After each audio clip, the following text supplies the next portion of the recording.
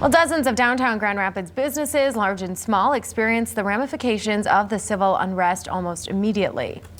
From restaurants, coffee shops, and retail stores, the damage cost business owners thousands. Savannah Fish went downtown to reconnect with the same business owners she met a year ago during her live coverage to see how they're doing.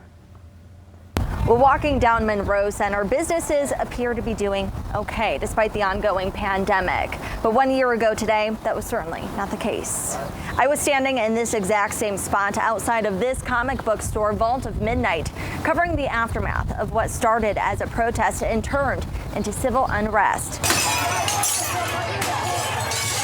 I interviewed the owner as he saw his business for the very first time vandalized and looted. I mean, what is the emotion that you're feeling right now?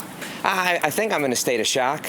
Yeah, I am. I'm trembling all over. I've never experienced anything like this. The broken windows, shattered glass, and graffiti was quickly boarded and cleaned up. Today, businesses like Vault of Midnight appear unscathed compared to a year ago, when peaceful Black Lives Matter protests fueled by the murder of George Floyd at the hands of former Minneapolis police officer Derek Chauvin turned into civil unrest. Business owners like Curtis Sullivan waking up to the news and driving downtown to see for themselves what was left of their livelihood. This is going to be tough to roll with for all the reasons, financially and everything else. Today, Sullivan and his comic book store have bounced back from that damage, which ended up costing a couple $1,000s. We were able to recover pretty quickly, and luckily, we're insured and stuff, so our insurance company worked with us, and our landlord worked with us to get new glass. Sullivan's neighbor, the now temporarily closed Little Bird, was not as fortunate. Their damage racking upwards of $20,000. It was literally one challenge after another. We had already been weathering the pandemic. It was really just another blow. Upon seeing it, it was just completely devastating. Thankfully, Wetman has plans to reopen her intimate restaurant in June, still needing to fix up some of the cosmetic damage left behind from the civil unrest. Small scratches compared to what Wetman walked into a year ago. Richard App, retail retention and attraction specialist for the city of Grand Rapids, says more than 800 downtown businesses' windows were smashed.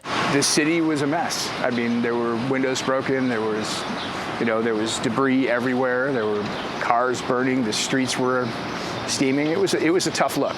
In a damage assessment, the city of Grand Rapids reported $748,000 in total repair costs.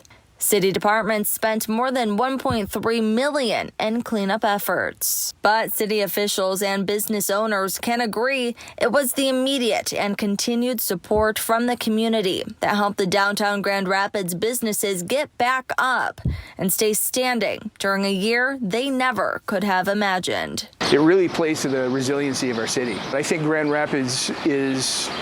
Not only do I think we're going to rebound, I think we're going to be better than we were. And as these business owners reflect back on this 1 year anniversary, they feel encouraged downtown Grand Rapids is making progress, both economically and socially. We support BLM. We support social justice. So for us, at first it was this emotion of maybe, why us? Why did we get broken into or whatever. Nobody was hurt. We were able to recover. Staff was safe. The world took notice. The destruction that happened on the one evening certainly led to a feeling of a lack of security, but that was quickly overcome by the general well wishes of the protesters themselves. So I think everybody is happy that we have the opportunity to have freedom of speech, but at the same time get back to business in a safe way. Owners say that while business is better, they still could use support from the community. They say that they're most excited that people can safely return back to in-person work in offices, hoping that foot traffic will give them the economic boost that they so desperately need. In Grand Rapids, for Fox 17 News, I'm Savannah Fish.